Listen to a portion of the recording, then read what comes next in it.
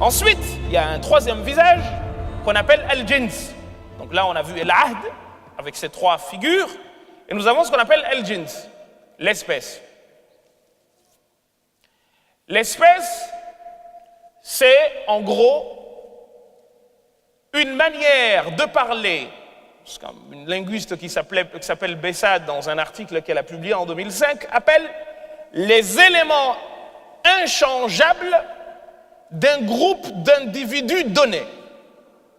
Par exemple, quand je dis les chiens sont des animaux, jusqu'à la fin des temps, tous les chiens du monde, quelle que soit leur race, resteront des animaux. Donc là, je suis dans ce que l'on appelle un générique typifiant a priori. Ça ne bougera jamais. Ce sera toujours comme ça. Les chiens mangent de la viande. Mais par contre, je peux utiliser un générique qui va être propre à un chien en particulier. Ce chien-là est méchant. On est dans la subjectivité. Je considère que la caractéristique principale de ce chien-là, c'est qu'il est méchant. Mais toujours est-il, pour rester dans la généricité, que quand je parle de cela, je parle des éléments qui caractérisent un groupe d'individus donnés. On appelle ça en arabe al-istighraq. C'est que tous les éléments sont constitués de... Et on peut d'ailleurs souvent le remplacer par kull. Wa khuliqa al-insanu da'ifa. Vous pouvez le remplacer ou le mettre comme badal. Wa khuliqa kullu insanin da'ifa. Khalas, il y a tout homme et. Ben là, je suis dans ce qu'on appelle une définition. Jusque-là, vous me suivez, vous ne vous êtes pas perdu. Je reviens à nos deux versets. غير المغضوب عليهم ولا الضالين. Quelque chose de beau là. J'ai al-maghdoub, donc j'ai ce qu'on appelle ism maf'oul, un nom de patient. C'est celui qui encourt la colère. غير المغضوب عليهم. Bon.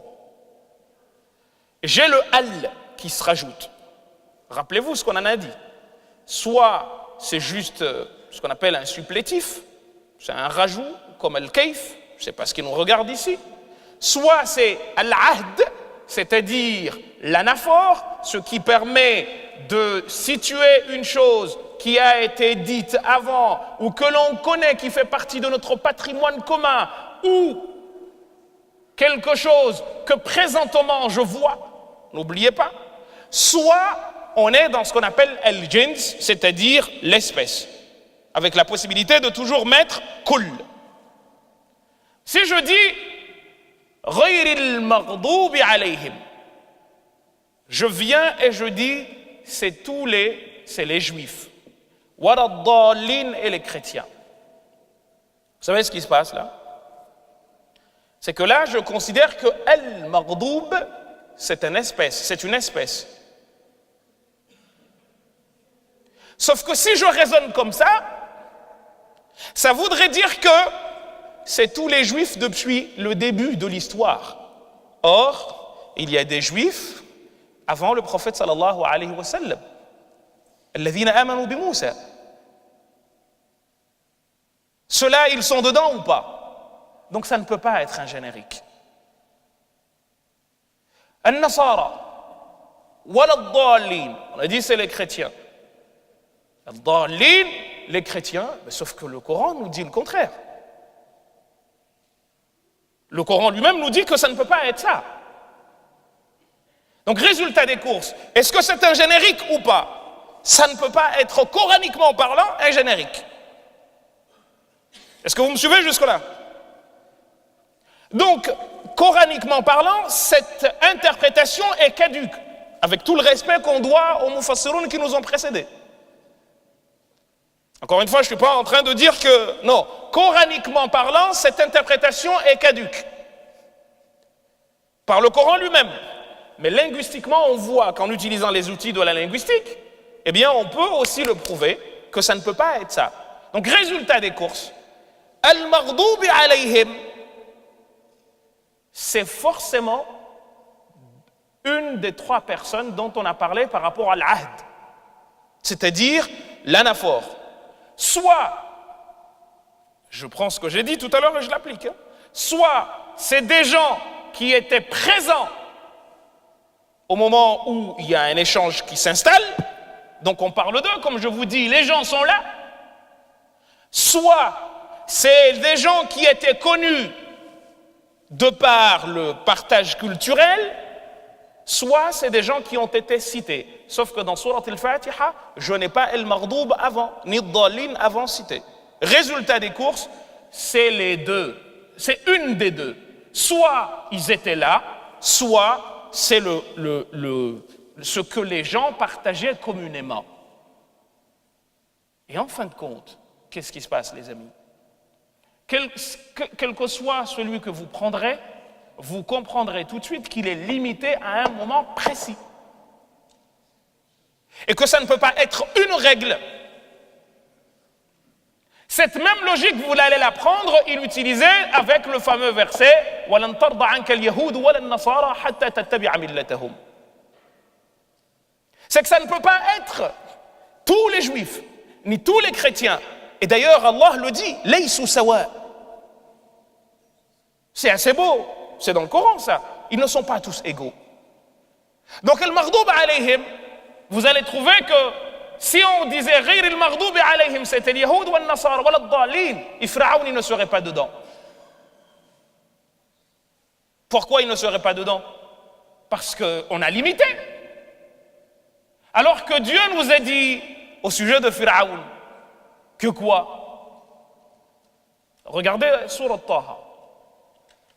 Quand Dieu rapporte l'histoire de Pharaon, وَأَضَلَّ فِرْعَوْنُ قَوْمَهُ وَمَا هَدَى يا بني إسرائيل قد أنجيناكم من عدوكم وواعدناكم جانب الطور الأيمن ونزلنا عليكم المن والسلوى كلوا من طيبات ما رزقناكم ولا تطغوا فيه فيحل عليكم غضبي.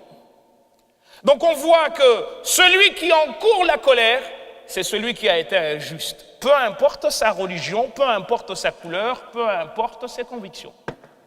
فيحل عليكم, on dit fa السببية, c'est une cause. فيحل عليكم غضبي لا تطغوا. Si vous êtes injuste, يحل عليكم غضبي. Et c'est pour ça que vous avez فيحل عليكم غضبي avec fa السببية, avec le al-mudmara. Enfin, je ne veux pas vous casser les oreilles avec des outils grammaticaux, mais c'est comme ça qu'on l'appelle en arabe, dans la grammaire traditionnelle. Donc, ce qui fait que l'on encourt la colère de Dieu, c'est si on est injuste. Donc, même le musulman injuste, il fait partie des mardoubi alayhim. Alors qu'en disant, alors, juifs et chrétiens, en se servant de versets qui sont cités dans le Coran, mais que l'on tire par les cheveux, eh bien, on réduit quelque chose qui ne peut pas être réductible. Parce que c'est quelque chose de réel tout le temps. وَلَنْ تَرْضَ عَنْكَ الْيَهُودُ وَلَا النَّصَارَى. C'est un verset qui est souvent utilisé pour Noël, pour dire aux gens, ne leur dites pas bonne fête. Mais en réalité, regardez même les livres de tafsir traditionnels. Et deux exemples. Quand vous avez l'histoire d'un monsieur qui s'appelle Mukhayriq, Mukhayriq Yahoudi, c'est un juif de Médine. Mais quand la guerre de Uhud, si ma mémoire est bonne, éclate, il se lève et dit à ses co-religionnaires, écoutez, je vais combattre aux côtés de Muhammad. Et si je meurs, donnez-lui mes biens, il les distribuera et saura quoi en faire. Mukhayriq dhahab, il est parti, wastushhid, il est mort. Donc, Mukhayriq Yahoudi ou Yahoudi, il était juif ou pas? هل رضي عن رسول الله هذا أم لا? Est-ce que l'on peut dire de lui qu'il était content du prophète sallallahu alayhi wa sallam ou pas? رضي عنه. Pourquoi? Parce qu'il a ضحى بحياته. Il a sacrifié sa vie للدفاع عن من? عن رسول الله. Et la preuve, c'est que les premiers waqf de l'islam, c'est les Bassatines Mukhayriq. c'est les chants de Mukhayriq qu'il a laissés. Premier waqf de l'histoire de l'islam. أول وقف في الإسلام بساتين مخيريق. Pourtant, vous dites ولن ترضى عنك اليهود ولا النصارى. هو رضي عن رسول الله ولم يرضى عنه.